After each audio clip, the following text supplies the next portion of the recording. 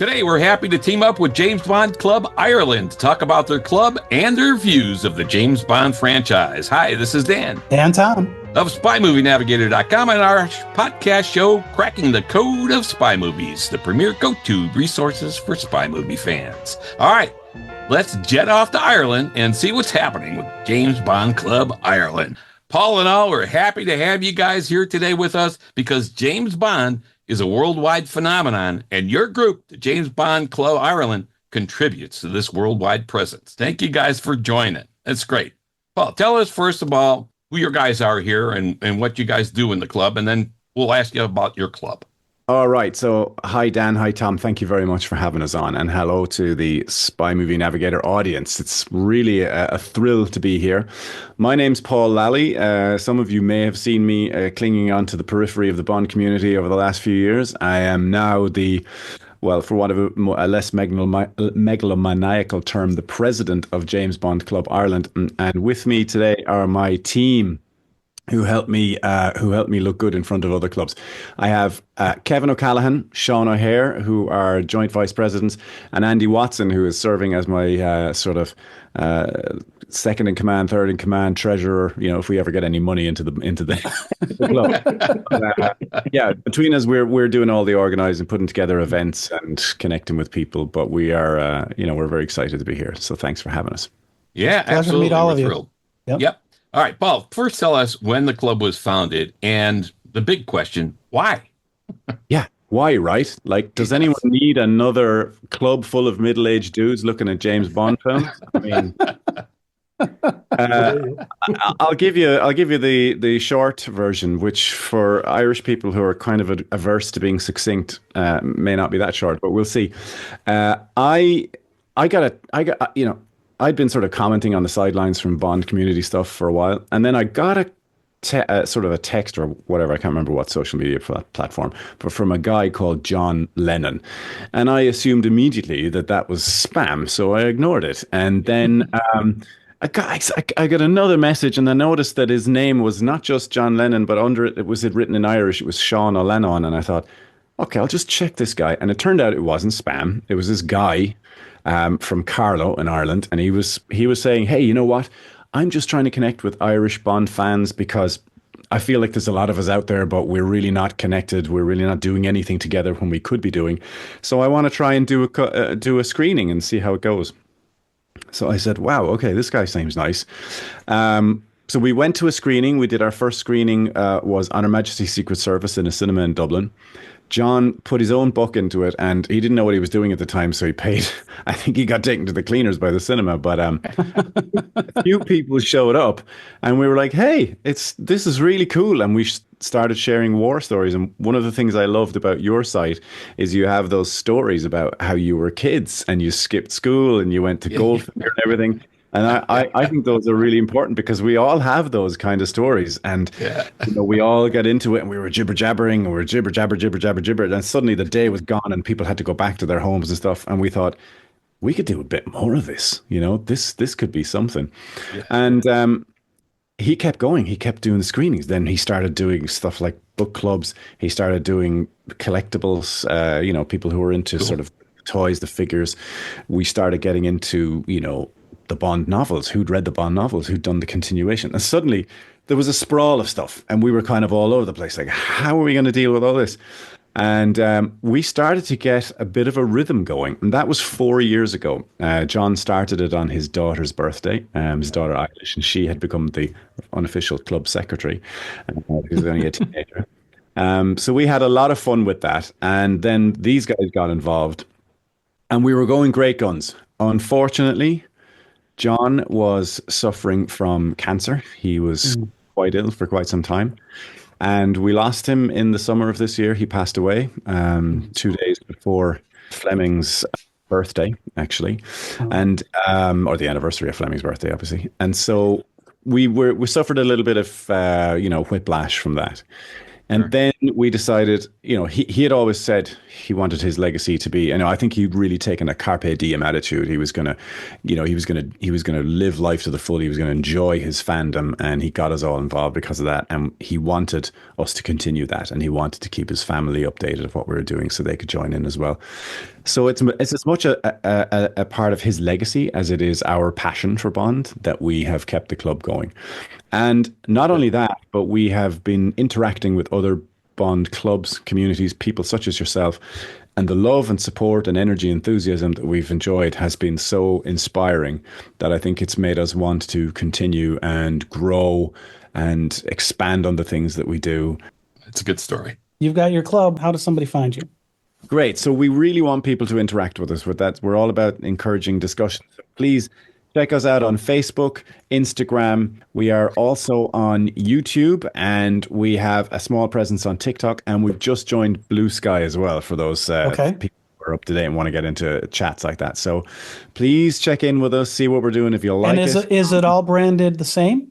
It's all branded the same, James Bond Club Ireland. I think maybe the TikTok one is JBCI 007.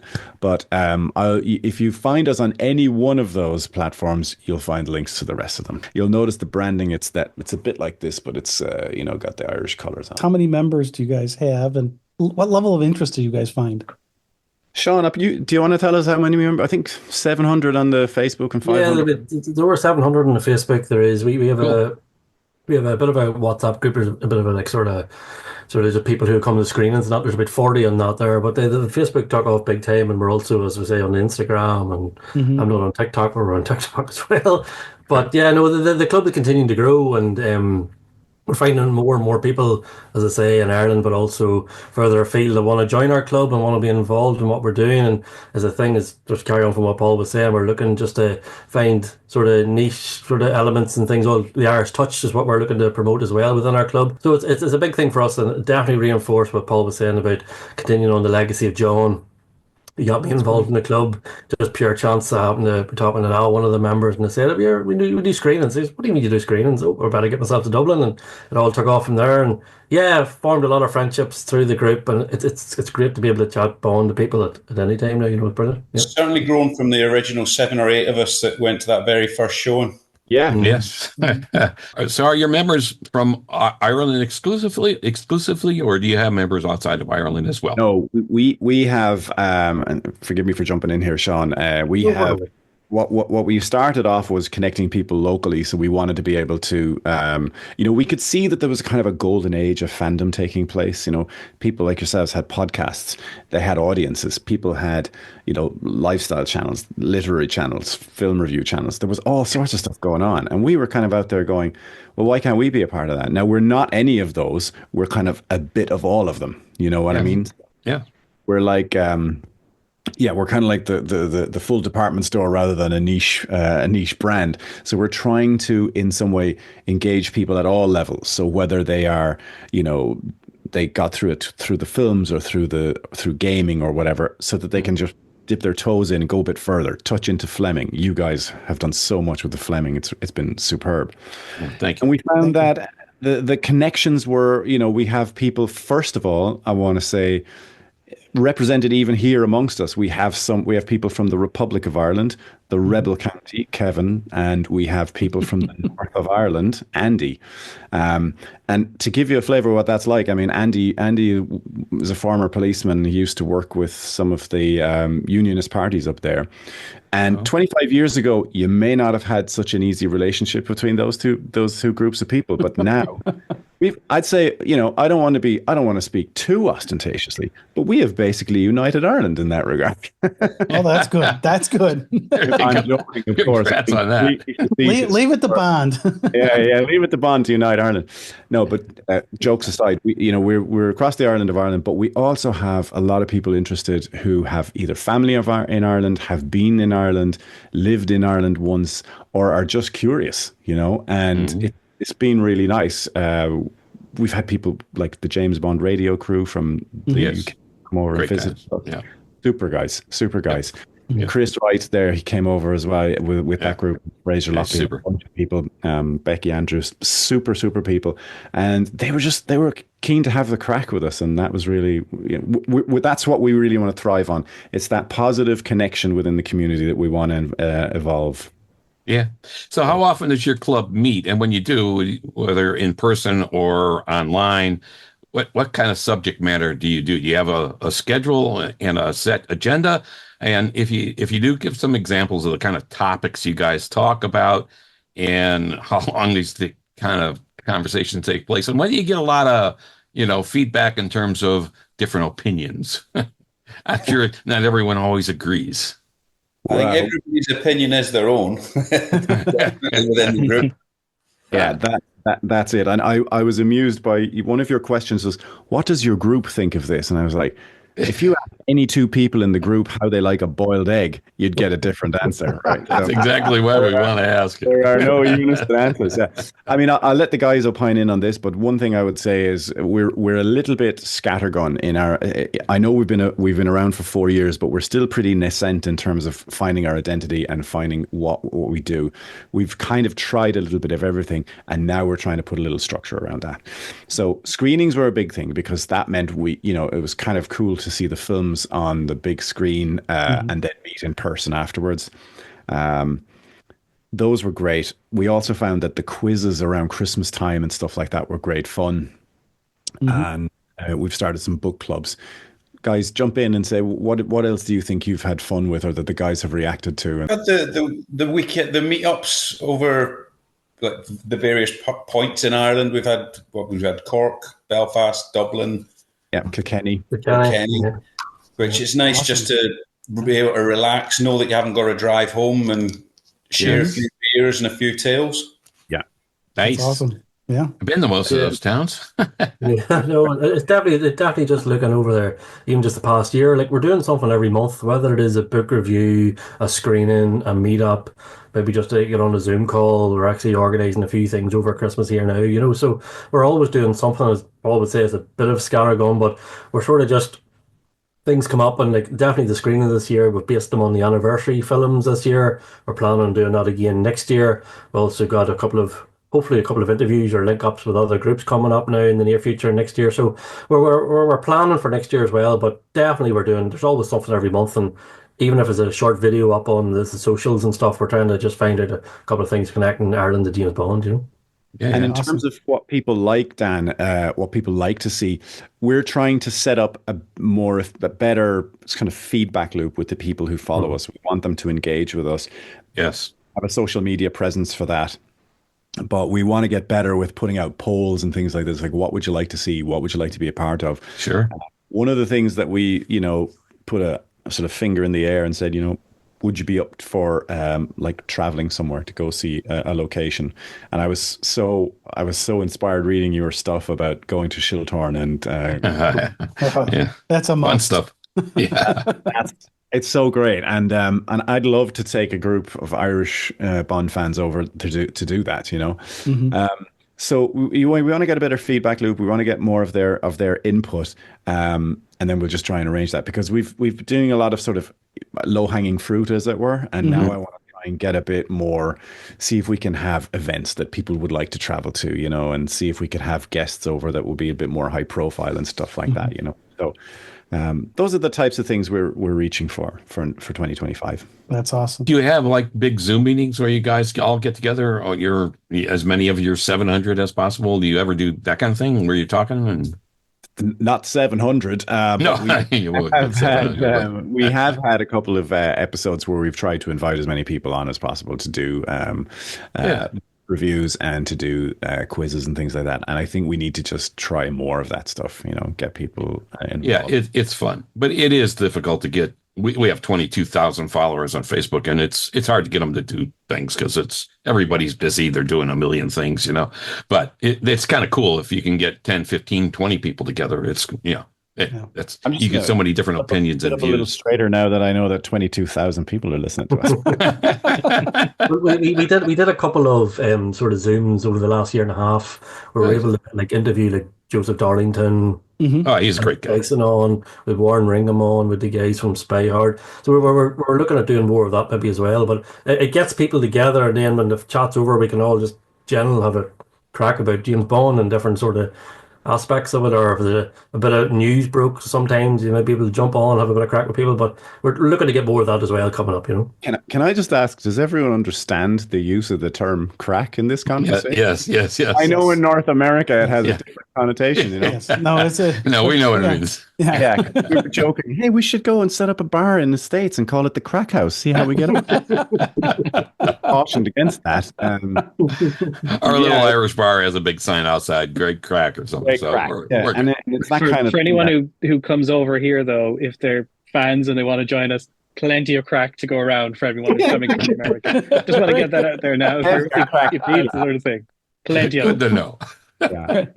If I was going to say, what is it about James Bond Ireland? Like, I'd say the one thing is, people like Joe Darlington and David Zaritsky have been very kind in their sense that they've, I met Joe when we were in Switzerland, and David came and met us he met these guys. I was actually out of the country, but they both said that, you have this feeling like you're being welcomed in, and you feel like you've met a group of mates that you didn't know before. And there's a very sort of good camaraderie. And if we can sell that as our point of differentiation, then we're happy to do that. Because what we want to do about this group is say it's all about connection. It's all about positivity.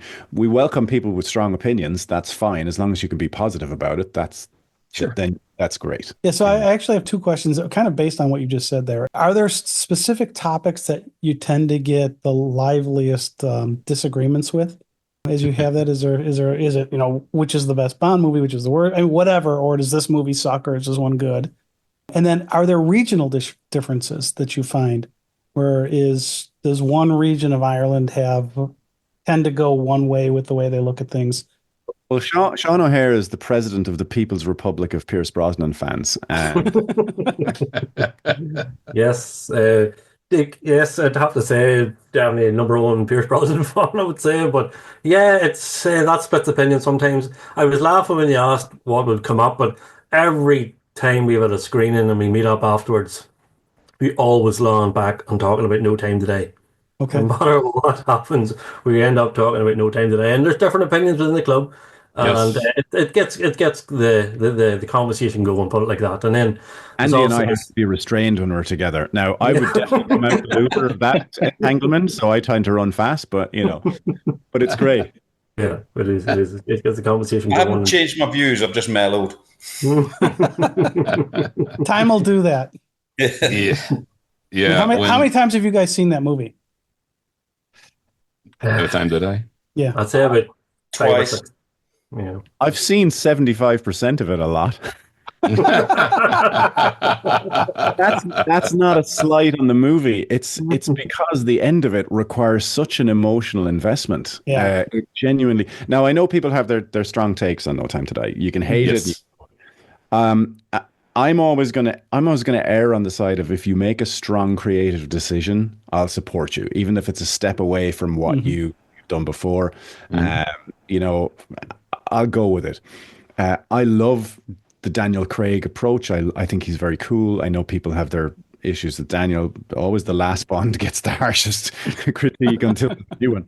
But I hated that coming out of it. I was I was fortunate enough to have gone to the premiere in the Royal Albert Hall, and I was standing in the rain eating cold pizza afterwards, looking miserable. And I was like, that is terrible. I was talking to AJ Chowdhury and a couple of others, and we were like, terrible. The next day, we were like, oh my God, that was really powerful. It has this really roller coaster type effect on it.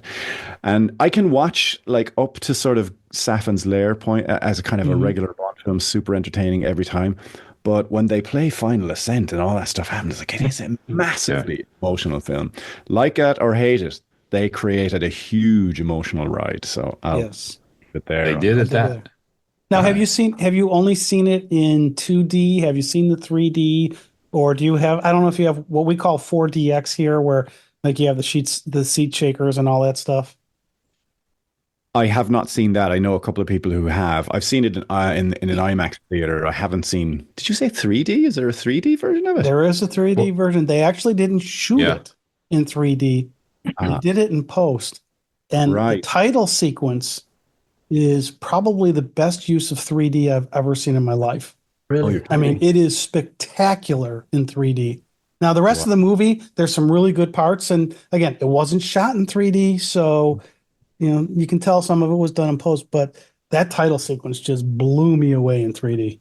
Oh man, I'm envious. So I have no idea where you can see. I mean, because when that movie came out, I went and saw it, I think 6 times in different formats. So Dolby Cinema, standard 2D, 3D, 4DX, IMAX. Just try and what did the different formats mean? So did you watch it in ascending order of superiority with the quality? No, because I don't know that. My actually favorite way to see it was actually on a standard 2D. Really? I mean, not the standard 2D, the Dolby Cinema, which is a really good 2D. I actually found the IMAX got blurry at points because some of it was shot on the IMAX camera, some of them weren't. Yeah, as you change the aspect ratio, I found some of it got blurry for my eyes. Yeah, I think they had two IMAX cameras they were using, and they were. I mean, there aren't many IMAX cameras in the world actually. So Christopher Nolan takes them all up, doesn't he? Yeah. Exactly. Right. Yeah. So that was just one of those. I just wanted to know if you had seen it in the different formats, and in Ireland, did they have it available? We live in the Chicago area, so we're lucky we've got one version in Ireland. Never mind multiple. No, we do have IMAX theaters, and we do have. I don't know what you call that 4X experience. You have that, but I was not aware of the 3D experience. I'm gonna have to seek that. Well, here, challenge accepted for whenever we get around to do the screen. We'll have to do 3D. If you can get your hands on it, I have no idea if it was, because I saw it in 3D fairly early on, and then I stopped seeing it available. Yeah, because a lot of theaters don't put them out. And as I said, the title sequence was great. Other sequences, I liked it in 3D. It was probably my second favorite way to see the movie. But there were some stuff where you could tell, they didn't shoot it this way. Oh, cool. Is there a primer in terms of being prepared for the ending then in 3D? Is it more traumatic than it was in 2D by any chance? Well, I saw it in 2D first, so the shock value was over at that point. The shock was done. But it's one of those things, if you're looking for doing the screenings and you screen that movie, if you can get a 3D version of it, because I guarantee you none of your members have seen it in 3D, or I would say I'd be very sure that none of them had. It would give them a very different experience for a movie they've all probably seen. Yeah. Right. All right, so we're talking about the James Bond franchise now, which is great because we want to ask your group what your opinions are of some of the things that are happening in the James Bond franchise now. Like, what should be done really with Bond 26, the next James Bond movie? How should EON Productions work hard to maintain the classic James Bond feel, but also incorporate the fresh elements and new things into the new films? Or what do you think they should do? Because everyone has an opinion on this, and we've been waiting now a long time. Personally, I think they should go back to standalone. Yeah. Not have a film arc across several films. Mm-hmm. I just think it should be individual standalone films. Mm-hmm. Like that. Yeah. When you say that, do you think some acknowledgement of the past existed, but not necessarily a whole story arc? Well, yeah, if you think going back to the past, there was the odd mention with various films about Bond having been married. Right. Yes. So that came up a couple of times. You'd got Jaws returned. Mm-hmm. But although there was that little bit of a link, it was still a standalone movie that didn't necessarily need any link. Right. Yeah, I know. I like the connections that they have, like referring, like in For Your Eyes Only, when he refers back and he's in the graveyard and so on. But I like the individual missions, Dr. No, Goldfinger, Thunderball. Those were good. They were self-contained. Boom. Yes, there's some connected threads, but you got something different instead of the arc that we saw recently. An almost convoluted arc in the end. Yes, it was. That's because I don't think they had the arc ready to go at the beginning. It was force-fed. It was force-fed for sure. Yeah. So it's like Mission Impossible is going through the exact same thing with the Dead Reckoning stuff. Yeah. This whole next movie, if you look at the actors that are in it, it's like we're bringing the whole band back together, trying to put this thing to a final whatever. I know we're going on a sidebar here, but can I ask you what you thought of that trailer? I didn't watch it, and the reason I've stopped watching them because Right. They did they bad showed job. so much for so long because of the pandemic and everything. When you got to the movie theater to see Mission Impossible, there was nothing new in it. The Gotcha. first time you They saw showed that you every major thing. yeah, that first the time you saw trailers. that motorcycle jump should have been in the theater, not Yeah. in the trailer. And we went to the preview, so they actually give you how we made the movie before they started the movie. They showed the jump, the Yeah. motorcycle jump, Oh, and really? all the scaffolding and everything else. It's like Yeah, you that just should have been ruined. after the movie. Yeah, You ruined it for. yeah. Yeah. So I've stopped watching the trailers just because Yeah, okay. in Kingsman, the second one, the Golden Circle, marketing in the trailer Yeah, that was showed you Harry. Yeah. You weren't supposed to know Harry was in the movie till you saw him in the movie, Yeah. and so Yeah, they do a I lot just of stopped stupid watching things. them. Yeah. Right. So I mean, with Bond, with No Time to Die, which was a misnamed movie, It was exactly the wrong title. It was the opposite. Wasn't it? It should have been, you know. Everybody dies. A lot of people are saying, well, Bond's future has to be his past now. So anything they do now is going to be going back to maybe the 50s, the 60s, or whatever. What do you think of that concept? Or should they just ignore it and say, pay no attention to that man behind the curtain? You know, like in The Wizard of Oz. I'm nodding no already at that. Just my own point of view, because I think Bond is a man of his time, but it's 5 minutes into the future. I think that's been said in the past to how you describe Yes. him. I think that's what's made him endure this amount of time is he's all this moment. He's not a historical character. You can go find Sherlock Holmes to be an historical character if you want and be into that. He's a man of now, and he reflects the times that we live in, whether we like him or not. Mm-hmm. And I think that approach, has worked very well over 60 plus years. I'd say it should continue. And as Andy was saying, the standalone elements are brilliant because it allows people then to come in who have no clue what's happened At any before time. and go, I love this. Oh, now I'm going to go and research and find out about the other ones and then get the little subtle nods for all of the fans that are there. So I personally would hate to see it go back to the 60s because guess what? We did the 60s. It happened. Sean Connery was there. Started he showed there. us what the 60s is about. Yes. Mel I think we should take it back to the 60s, didn't he? Yeah. A few years ago, Mel Gibson said if he was to direct one, he would take it back to the 50s and 60s. Yeah. A lot of people are talking like that now. And I'm definitely welcome. I think myself and Ollie have spoken about this many a time traveling to Dublin to the screens. If like with Amazon, the whole buy over, I would love to see a period piece and based on the novels, maybe like a series of 10 episodes or something, or each novel in one series or something like that. I welcome that. It'd be great to see now. Yeah. Well, my thoughts on that are, and sorry to cut across you guys, but if you look, and I know you guys have done Fleming really in depth, and some of the great things that you can mine from Fleming are the way he writes Bond's relationship with M, and you can draw parallels between that and his relationship with Britain. The way he writes Bond's relationship with Felix, and you can draw parallels between that and Britain's relationship with America, which was incredibly interesting in a post-war period, a Cold War period, a post-colonial period. And so there was so much going on, and yet he was writing it with really fresh eyes. He had his spy experience. He was incorporating that. He was bringing exotic locations. So for people in the 50s, and in the 50s consuming those novels, and in the 60s consuming those films, this was, to paraphrase Dalton, it was bang up to date, the freshest thing we'd ever seen. This kind of stuff.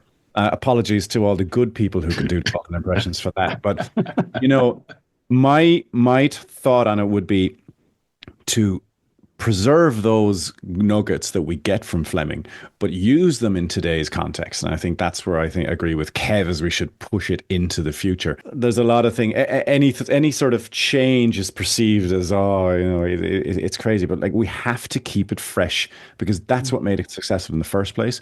But we can't let go of the things that made it successful in the first originally as well. The good versus evil, the incorruptibility, the triumph, the heroism.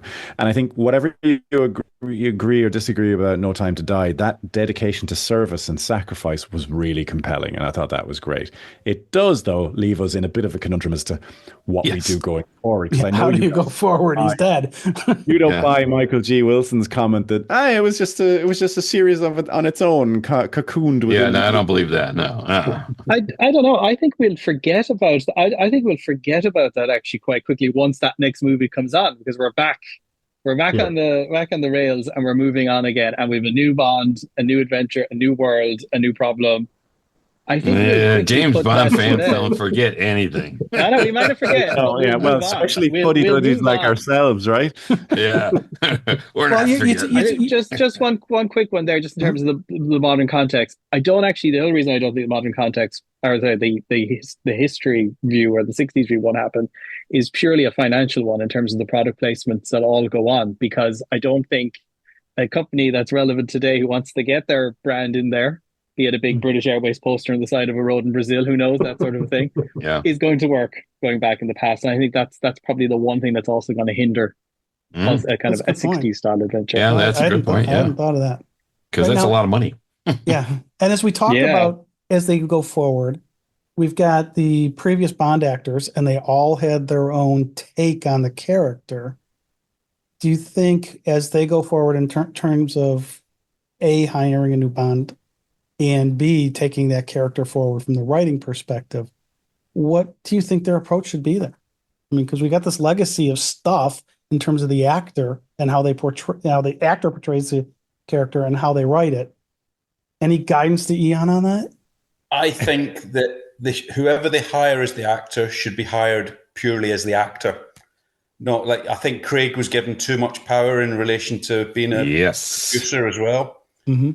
So you're hired to act. That's the stay in your lane argument, which I completely rebuff. Joy, that's why me and Andy are on Zoom now, because both would be throwing chips at each other at this point. No, I agree to some extent. I agree, but I think in terms of the approach of the actor, AJ Chowdhury has a great thing about, talking about the actors and the directors at this stage is like talking about hanging the curtains when you're still busy building the foundations, right? Now it appears like they're doing nothing, but there's a whole lot going on behind the scenes. Amazon building the relationship with EON, and they're discovering how they're going to move forward. How they're going to plan out the next series, and it's only then, once they decide on a direction, that they can genuinely plan for the story type, who would be the suitable director, who would be the actor. I mean, you could typically go either way depending on what they decide to do. You could pick someone who is a sort of classic Bond mold. That's what they did with Brosnan. He was basically he ticked all the boxes of what we expected, and he was a very successful Bond. You could take Daniel Craig, who everybody was like, WTF, who is this guy? And he was a very successful Bond, right? So it really depends on the direction that they go with. As long as they are pulling from Fleming and driving it forward, I kind of trust that. And I think it's going to be good. I kind of want to be surprised by it, but I do want to see good relationships between Bond and the Scooby Gang, as people tend to refer to them, but also with Felix and with his allies, and I want to see good interactions with villains. That's what you get from Bond. And you can call me out here because I'm not the Mission Impossible expert, but you don't have sometimes the background on Ethan Hunt that you do have on Bond, right? So you understand him a little bit more as a character. Yep. Sure. And then he interacts with his villains can be really kind of, I don't know. There's a lot of frisson there that I find exciting. I want more of that. And around that, I'm happy to be surprised. So I would never deign to suggest to Eon they go a certain direction. I'll let them push me. And you're right. They've done a lot. They have a history of keeping things close to the vest, and they don't reveal anything until they want to reveal something. So they may be very close to picking someone now. We're not going to know it until they do it and announce it. But you said, Paul, hey, draw from Fleming. And I think this is one of the keys here is how much now can they draw from Fleming with what they need to do in terms of modernization, in terms of new social movements, in terms of everything that's going on in the world today?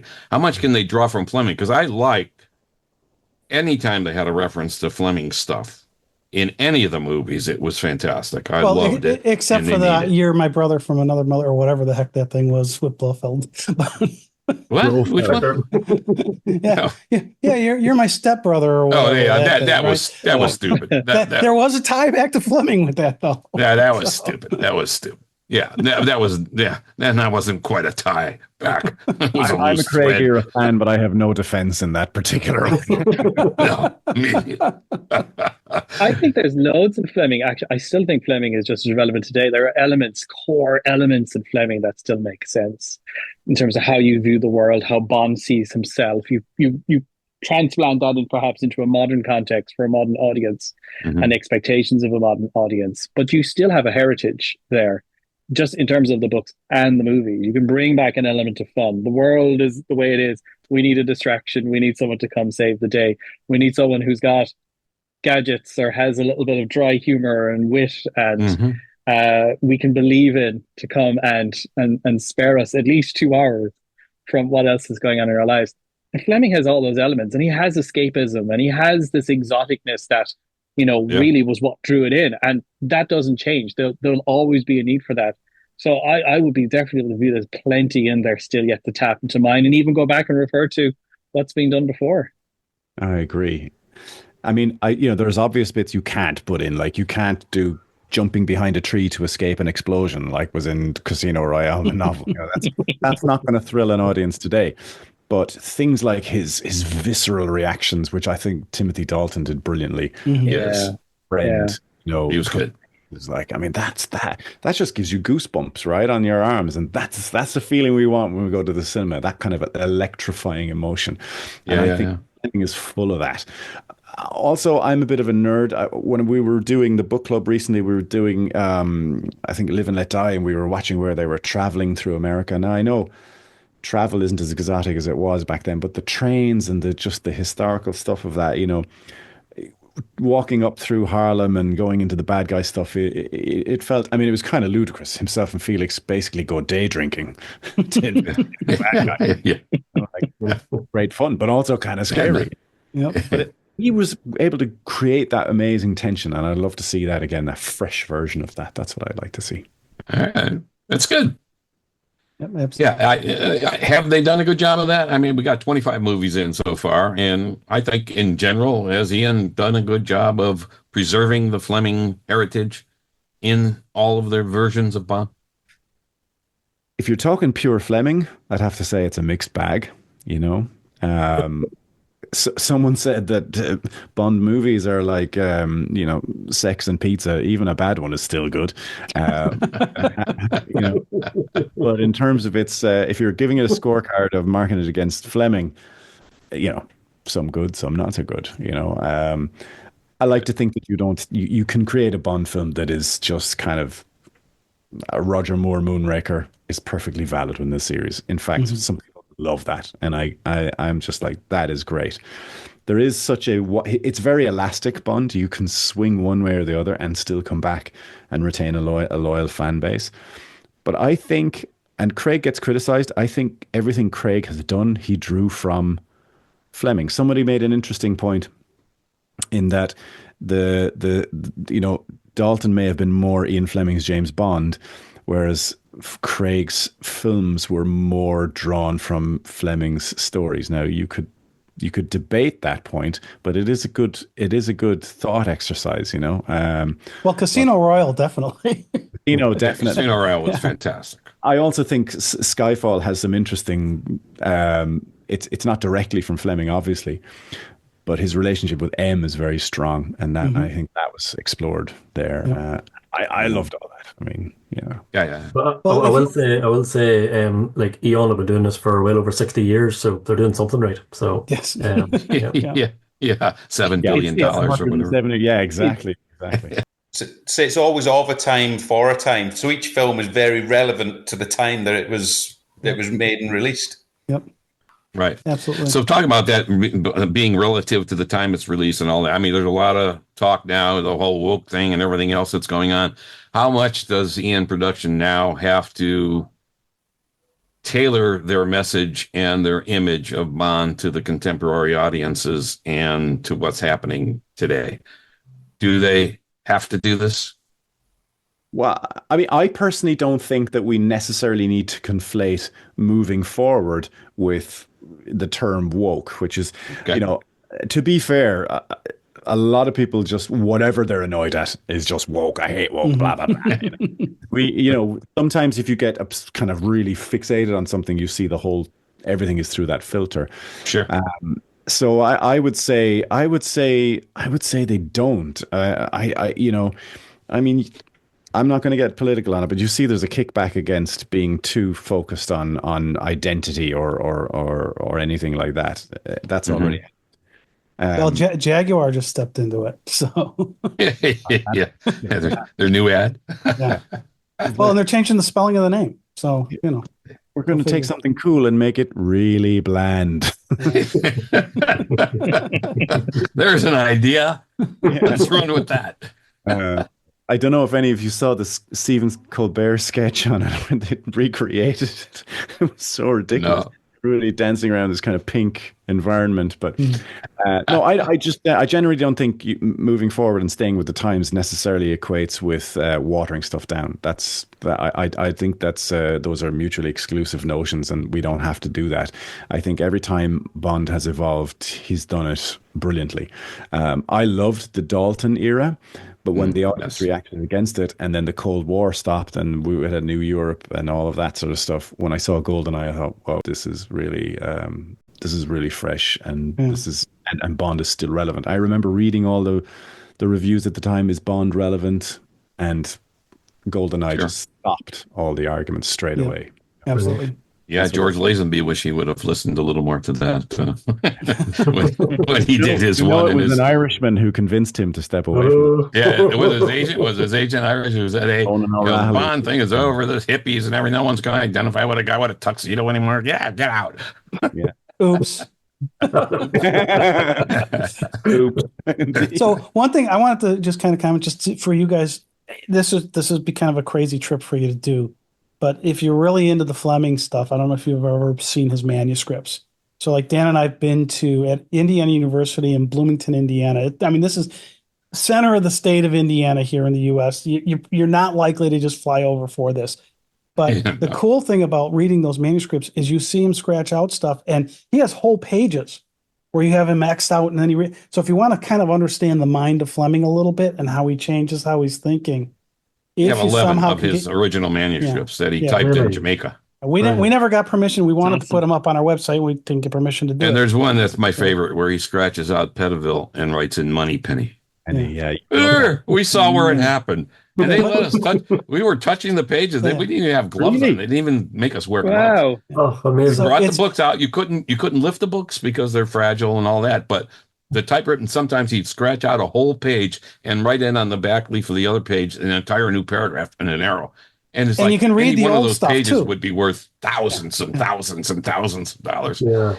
But here you see him scratch out these things and you think, here's where Moneypenny started. Right. So if any of your fan club's members do happen to get into the Indianapolis area of the U.S., drive an hour south, and you can take a look at these things. Again, you're not likely to focus a trip around it, but if you really want to get into the mind of Fleming and see, okay, he did this and he changed it to this, and trying to figure out, he doesn't tell you why he changed it, but trying to figure out what he did, that was kind of interesting. It's fun.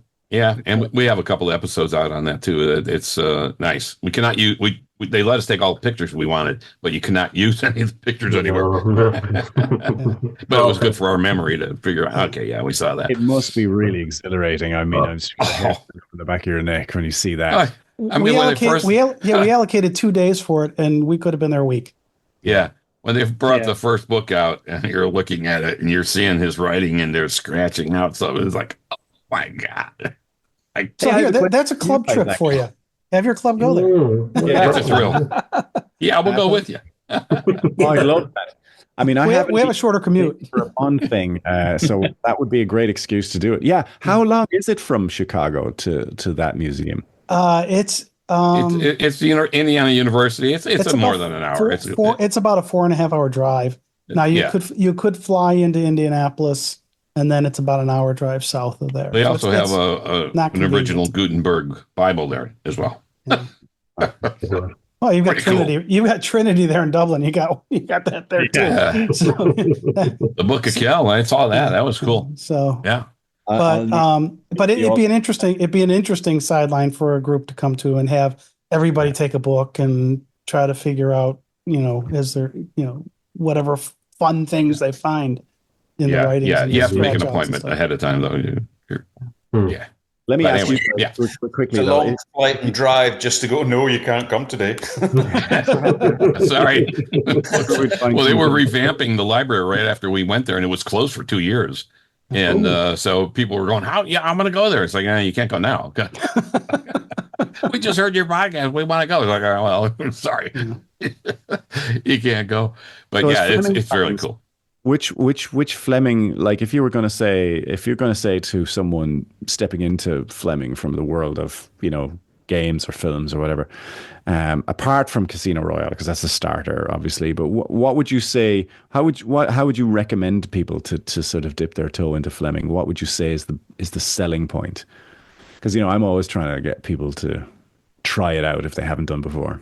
You mean the movies or the books? No, try and get into the books. What would you say to people? I tell you, he's just such a fantastic writer with his descriptiveness. I mean, you look at the first paragraph of Casino Royale. I mean, it's just, you want to read the rest of the book. You don't want to put it down. Just like, holy gee, you get sucked right into it. Moonraker is a fantastic read. It's fantastic. But that one of my favorites. That gets me to something that I would tell somebody who's going to try to come in.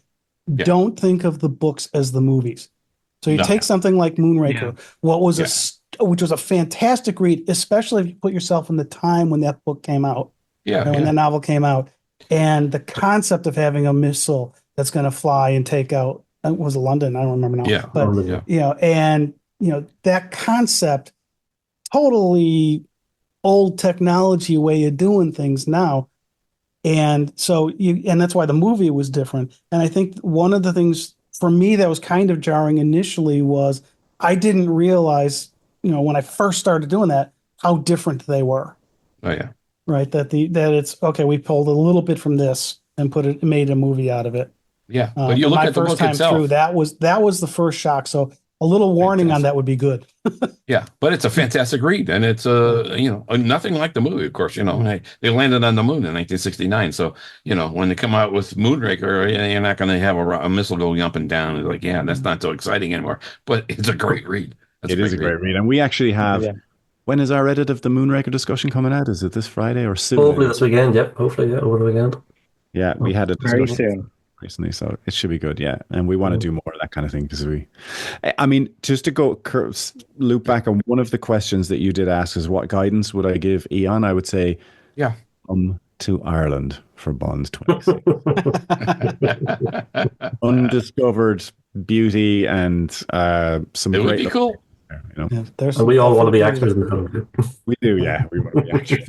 Yeah, Dan and I have both been to Ireland, and it's beautiful. Yeah. It really is. Yeah, we've been there. I've been there twice, and I love it. It's fun. So speaking of EON, then does EON get at all involved with your group? Do they give you guidelines or anything?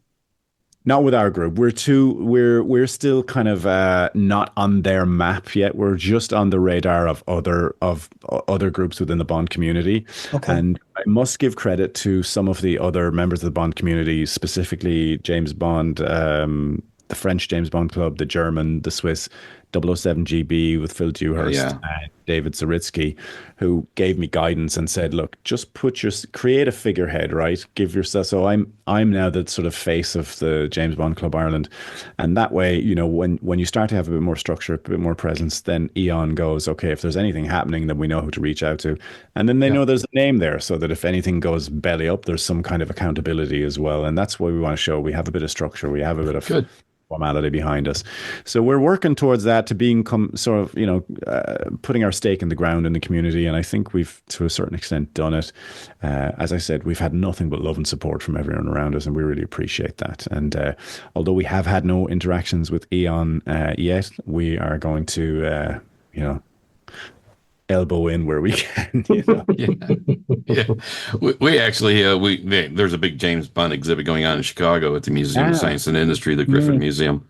And we were there on press day, so we got to talk to Chris Corball, and it was fantastic. We interviewed him, and then they had one of the archive directors for EON Productions was there, so we got to talk to her. She's the one who's responsible for deciding what to save from the movies and what not to save from the movies, and all the stuff that was there from the movies she was involved with. So that was kind of cool. So, but yeah, the community, it's a great community.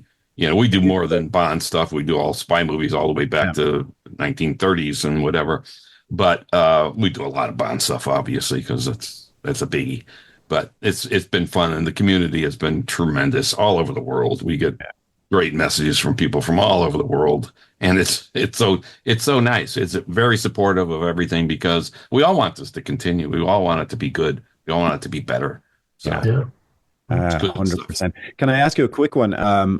Apart from, let's say, Mission Impossible, which I think people are familiar with, who else would you recommend to Bond fans who say you want to delve back into that kind of era, look at that sort of spy stuff, going back to the 30s?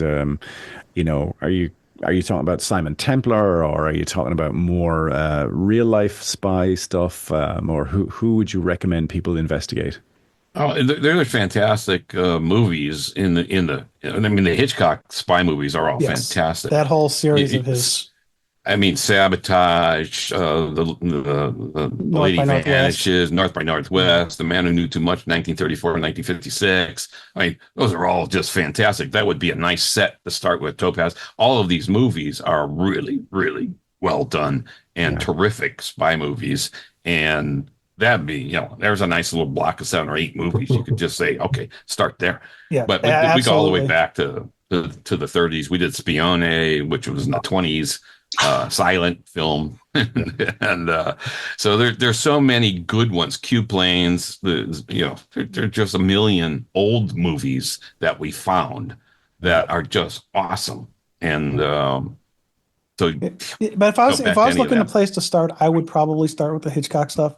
Yeah, just because you can see the path that spy movies kind of morph in under Hitchcock there, because he's taking a little bit of what he's seeing in other places. He's doing a lot of influence on Bond and some of the other spy series. And so it's not a follow this agent, but follow this director and how he's presenting the spy movies. To me, would be a really good place to start. Yeah, Secret Agent from 1936, man. That's a fantastic Hitchcock movie. Absolutely great. Pierre Lorre's in it. John Gielgud, I think. Fantastic. I mean, just there's so many like that, but yeah, that would be a good place to start. Is that, pardon my ignorance, is that the Joseph Conrad book turned into a film? Yeah. Yep. Wow. Okay. Yeah. Cool. Yeah, it's great stuff. Yeah. Yep. Wow. Well, we got a lot of homework to do, boys. Yeah. Well, and then good homework though. Then you even get some stage stuff, right? The 39 Steps they made a comedy out of on stage, which is pretty funny. That's a great movie. That's a fabulous movie. Robert Donat. Great movie. Yeah. Yeah. Well, now my only job is to convince my wife that our Friday night movie has got to be a vintage spy thriller. So. Yeah, we'll help. Yeah, don't listen to one of our episodes first on one of them, and then say, "Oh yeah, that's pretty cool." Yeah, because our whole goal of our episodes really is to try to enhance the viewing experience of it's not trying to ruin it for you, but hey, we're trying to dig out things. Mm-hmm. You've listened to some of them. We're trying to dig out things that maybe most people would miss or not see or whatever, and try to present that so then you watch it again or you watch it the first time, you think, "Oh yeah, that's kind of cool connections that you see there." So. Good stuff. And I would not start with Tinker Tailor Soldier Spy. Don't do that. Seriously, I had to watch that thing 6 times before I could not fall asleep before I got to the end of it. They say that's one of the most realistic spy movies. But which really? version of it, though? I was going with Austin Powers for the most realistic one, but then Or this bio came in from the cold. Ooh. yeah. Oh wow. Well, that one's easier to watch than Tinker. It was easier to watch than Tinker Tailor, yeah, but it's same kind of spectrum. All right, we've talked about your great group and the James Bond franchise. So now, if people are interested in joining your group, where should they go? Dan, they should come to us on Facebook, Instagram, TikTok, Blue Sky, or even YouTube. Please join. We don't have membership criteria as such, so you can just be part of the community, but we do want to make you feel as involved as possible, so we're happy. We take all feedback. We get involved in discussions.